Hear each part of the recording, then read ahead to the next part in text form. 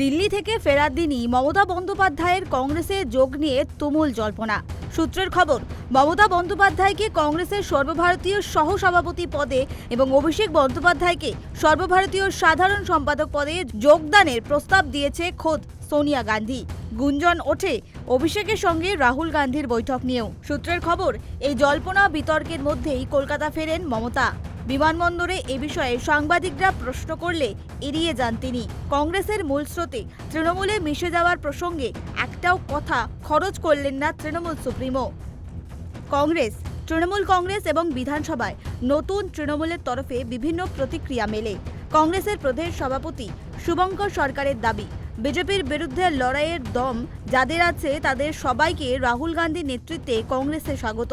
প্রবীণ কংগ্রেস নেতা তথা রাজ্যের মমতার কড়া সমালোচক অধীর চৌধুরীর দাবি, রাজ্যে কংগ্রেসকে যারা শেষ করতে চেয়েছিল তাদের বিরোধিতা তিনি করেছেন, ব্যক্তিগতভাবে কারো বিরুদ্ধে কিছু করতে চাননি।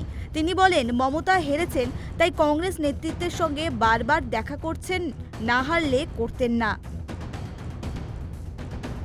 দেখুন, আমার সঙ্গে তৃণমূল বিরোধিতা কোনো ব্যক্তিগত বিরোধিতা নয়। তৃণমূলের সঙ্গে আমার বিরোধিতা, কারণ তৃণমূল আমার পার্টিকে খতম করতে চেয়েছে, আমি আমার পার্টিকে রক্ষা করতে চেয়েছি। আমার সঙ্গে তৃণমূল নেতা নেত্রী, তৃণমূল পার্টি কোনো ব্যক্তিগত বিরোধিতা বৈরতা কোনোদিন ছিল না, আজও নেই। আমি সে রাজনীতি করি না।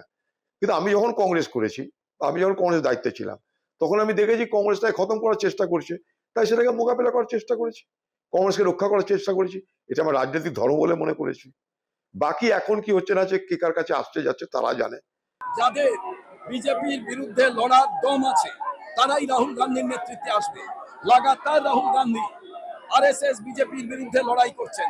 তিনি ভারতবর্ষে একমাত্র প্রধানমন্ত্রী, তাকে যারা মেনে নেবেন তাদের সবাইকে কংগ্রেসে স্বাগত।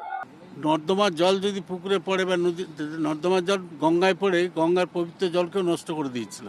রাজীব গান্ধীকে গঙ্গা অ্যাকশন প্ল্যান করে সেই জলকে পবিত্র করতে হয়েছে। তৃণমূলের এখনো যারা আছে তারা হচ্ছে সেই নর্দমার পরিত্যক্ত জল ছাড়া আর কিছু নাই। ওগুলোকে নিয়ে কংগ্রেস কেন নিজের ক্ষতি করবে? বিধানসভায় বিরোধী দলনেতা ঋতব্রত বন্দ্যোপাধ্যায় জোর গলায় দাবি করেন, তারাই তৃণমূল এবং তারা কেউই কংগ্রেসের সঙ্গে মিশছেন না। ব্যক্তিগতভাবে কে কোথায় কার সঙ্গে মিশছে সেটা নিয়ে তারা ভাবছেন না। আমরা তো এখানে তৃণমূল কংগ্রেস, আমরা তো মিশে যাচ্ছি না, তো আমরা রয়েছি তো তৃণমূল কংগ্রেস।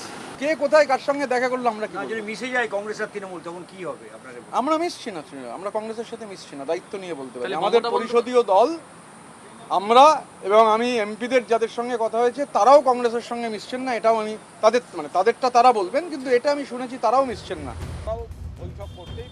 জল্পনা আরও বেড়েছে কুণাল ঘোষের কথায়। প্রথমে তিনি বিষয়টি শীর্ষ নেতৃত্বের কোর্টে ঠেলতে চাইলেও পরে তিনি প্রশ্ন করেন, ইন্ডিয়া জোটে কংগ্রেস তৃণমূলের একসঙ্গে লড়াই করে থাকলে এ বিষয়ে সমস্যা কোথায়? একই সঙ্গে তিনি বলেন, এ ব্যাপারে শুধু তাকেই কেন প্রশ্ন করা হচ্ছে, কংগ্রেসকে কেন নয়?